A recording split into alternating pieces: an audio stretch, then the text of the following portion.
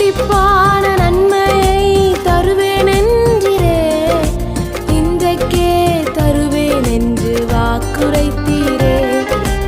இழந்ததை திரும்ப தருவேன் என்று சொன்னீரே, இரட்டிப்பான பங்கையும் தந்திடுவாரே. எசேக்கியேல் 12வது அதிகாரம் அதனுடைய 28வது வசனம்.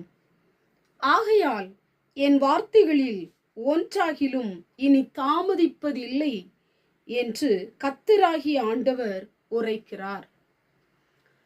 இந்த வார்த்தை கேட்டுக்கொண்டிருக்கிற எனக்கு அன்பான தேவ பிள்ளைகளே, நீங்கள் எதிர்பார்த்து கொண்டிருக்கிற, நம்பிக்கொண்டிருக்கிற, காத்து கொண்டிருக்கிற காரியங்கள் தாமதமாகி கொண்டிருக்கிறதா?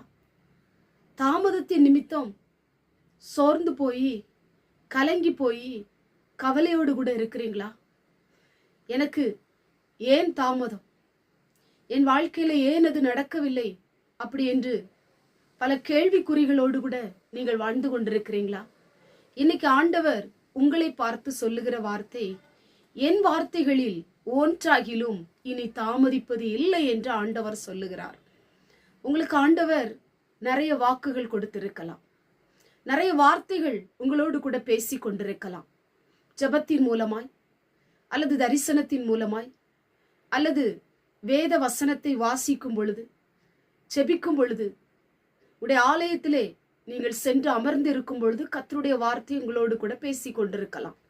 ஆண்டவர் உங்களோடு பேசி இருக்கலாம். இந்த வார்த்தைகள் உங்க வாழ்க்கையிலே நிறைவேறாமலே இருக்கலாம்.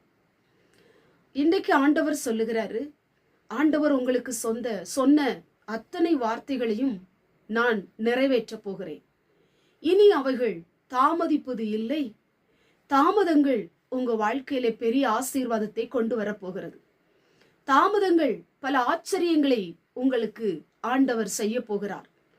தாமதங்கள் சில நன்மைகளை உங்க வாழ்க்கையிலே கொண்டு வரப்போகிறது.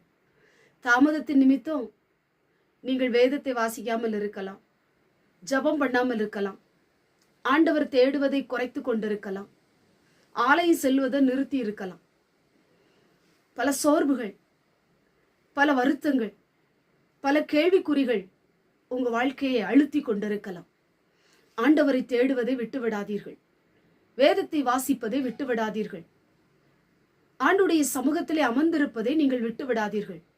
அதுதான் உங்க வாழ்க்கையிலே பெரிய ஆசீர்வாதத்தை கொண்டு வரும்.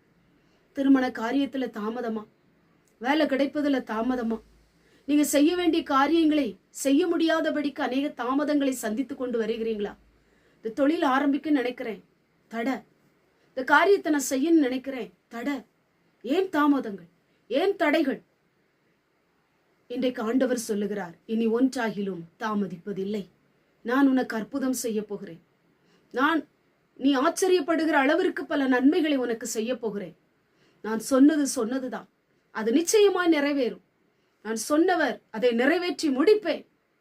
நீ சந்தோஷப்படுவாய், நீ மகிழ்ச்சியா இருப்பாய், நீ ஆச்சரியப்பட போகிறாய், நீ அதிசயங்களை பார்க்க போகிறாய், நீ அற்புதங்களை காண போகிறாய்.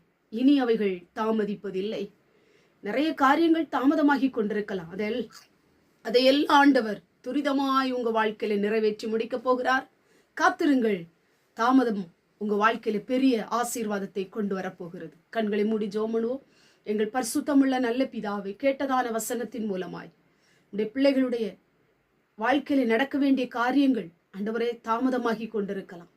ஏன் எனக்கு தாமதம் என்று சொல்லி உடைய பிள்ளைகள் புலம்பிக் கொண்டிருக்கலாம். இந்த நாளில் ஆண்டவருடைய வார்த்தை, இனி தாமதிப்பது இல்லை என்று வேதம் சொல்லப்பட்டது போல உடைய பிள்ளைகள் ஆண்டவர் எதிர்பார்த்து கொண்டிருக்கிற காரியத்துல ஆசீர்வாதத்தை கட்டளையிட போவதற்காய் ஸ்தோத்திரம். இயேசுவின் மூலம் ஜெபிக்கிறோம் பிதாவே, ஆமென்.